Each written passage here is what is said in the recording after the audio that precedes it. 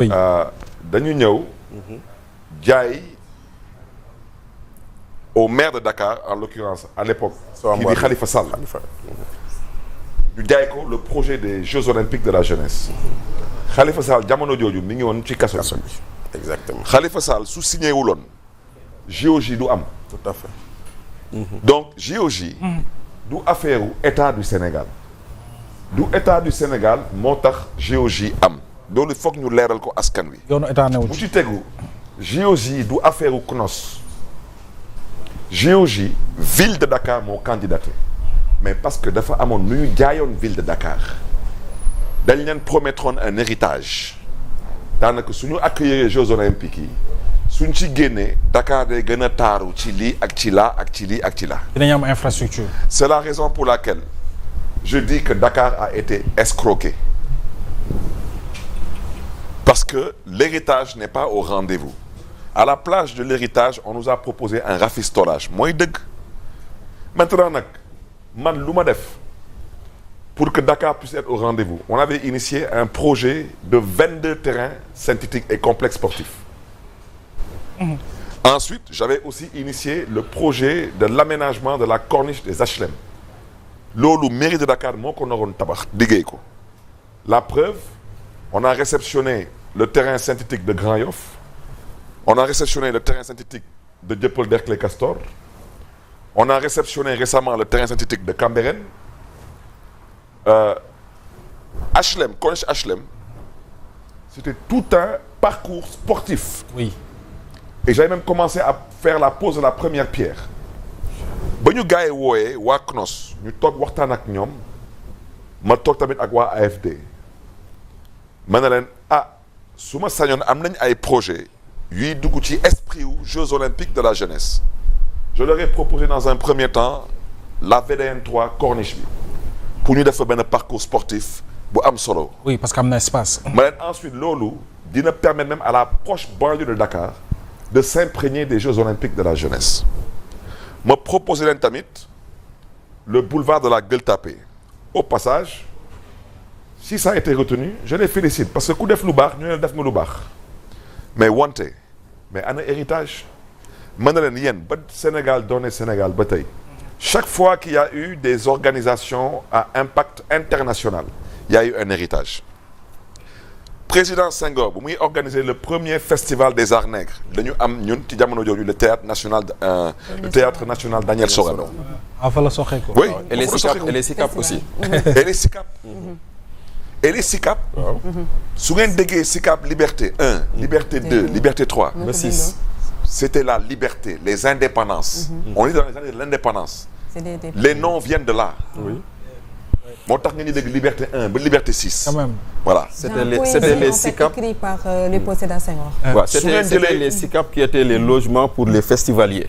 pour les festivaliers. après nag lañ ko jël jox ko fonctionnaires yi. fonctionnaires mais parce que loolu c'est le même esprit qu'ils ont mis en branle à Paris pour les Jeux olympiques de Paris. exactement. le village olympique.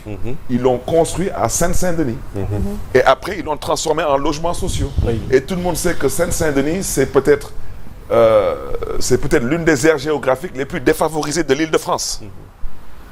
Mais parce que quand on organise ces événements-là c'est pour moi am héritage jamono président Abdou Diouf mais ba ñuy organiser sommet OCI. si. mais la route du méridien président sommet jooju moo tax ñu tabax ko ñu am ci méridien président bii ñu am ci cité Faysal bii vous comprenez. oui. ba ñuy organiser Coupe d'Afrique des Nations Sénégal 92. on a eu le stade de l'amitié on a eu la VDN. on a eu le pont Sénégal 92. mais ça ce sont on appelle ça un héritage. président Abdoulaye Wade bu muy ñëw. muy organiser sommet OCI. ak FESMAN. mais d'abord sommet OCI. moo tax tey ngeen am Radisson Sea Plaza.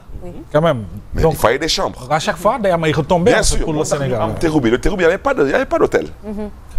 vous comprenez. moo tax on a eu l'élargissement de la corniche. on a eu les autoponts. on a eu les ponts. on a eu. le FESMAN bu muy wax nii. mais c'est de là-bas que vient l'esprit du grand théâtre. de Dakar. vous comprenez. Monument le président Macky Sall. mais le président Macky Sall mais tout de même mais Diamniadio est à mettre à son actif. mais ñii. mais non mais man dama xamul lu ñu def yàlla. alors yàlla na yàlla dinañu dellu soit léegi mais suñu taxul invité nga tontu ba de. non mais en kay. ma wax la Bachir. waaw Bachir. fan ngañ toll loo gisee fuñ toll. Bachir ak ban crainte nga si am. ndax ba nga Bachir. bokk si ñu am crainte. Bachir man bëgguma Sénégal am gàcce. waaw. donc man dama leen di ñaanal. wax dëgg yàlla qu'il puisse être au rendez-vous. mais lu may ñaawlu. à la place de l'héritage y a que du rafistolage. piscine olympique rafistolage. stade Iba Mar rafistolage. lépp ay taf yëngal la. maintenant s'ils ne sont pas en mesure d'être présents au rendez-vous mais c'est que encore une fois de plus c'est à l'image des incompétents et des incapables mais malheureusement qui sont aux commandes parce que wax dëgg yàlla ne pas être en mesure d'organiser un événement de cette nature c'est une honte en particulier pour le Sénégal mais une honte que le Sénégal aussi par ricochet met à l'Afrique parce que c'est la première fois que des Olympiades sont organisées en terre africaine. Ça c'est vrai. La première fois. Voilà. Donc c'est vrai que c'est Dakar qui accueille, mais c'est l'Afrique qui célèbre. C'est la raison pour laquelle je disais que il faut un héritage.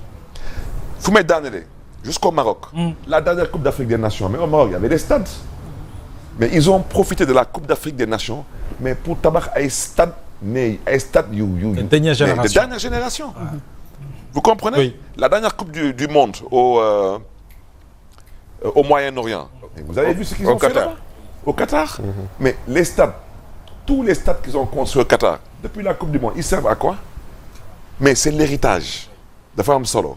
moo tax nag ñuy sàkku tamit ci ñu fi nekk te yàlla dogal ñoom ñooy ilif tey réew mi et un peu d'ambition et de vision pour ce pays. Aliou. alors on revient ci moom léegi incha allah dañuy dem directement ci Evelyne Mandiouba àndandoo ak le Cœur Moukoussa des Martyrs de l'Ouganda chorale bi moom tey mënul ñàkk ci Grand Plateau en fait c'est ça le Sénégal lii c'est le Sénégal en miniature en fait. waaw Nabien format chorale Nabien format église. voilà c'est le Cœur Moukoussa bu Martyrs de l'Ouganda mun nañu installé wu. ñu def seen prestation parce que Alima dañuy wax ni ñaani du ay saar. yoo xamante ne ni da nga koy réciter. ndax woy yi tamit dala ci jàppale ngir nga mun cee ñaan ndax dañuy naan ñii mooy ñi nga xam ni dañuy tëgg di fecc ci seen église yi. ok mais dañuy wax ni comme Cheikh Béthio nu mu ko doon defee wala le roi David ngeen koy wax Dawda. da bu yàlla bu ko wàccelee loo xamante ne ni ñaan na ko mu jox ko da doon dukkat te pourtant. day sant en fait. day sant moom la ñuy woowee ay cant. donc woy dina ci nekk ay woy yoo xamante ne ni du yëpp ñooy xumba. ndax bu ci nekk tolluwaayam ak li nga xam ni moom nga ciy ñaan yàlla. loolu la rythme bi di jël donc Cœur Moukoussa bi nga xam ni martyr la ñu bàyyee ko. chorale boo xam ne ay góor kese lañu. parce que martyr dafa nekk paroisse bu rëy bëri ay chorale ci biir. ñii ñu formé seen chorale tudd Cœur Moukoussa. dañ leen di déglu rek après ñu dellu si waat ci waxtaan wi ak Abbé Alain Ataba. voilà donc way bi ñuy ñëw léegi ñaan la. ñun ñëpp mën nañu wax amen. amiin après ngeen wax amen li ñuy wax léegi on peut dire amen non. ouais donc ñun ñëpp dinañ wax amen léegi incha allah si c'est bon ñu ànd ak ñoom ayca.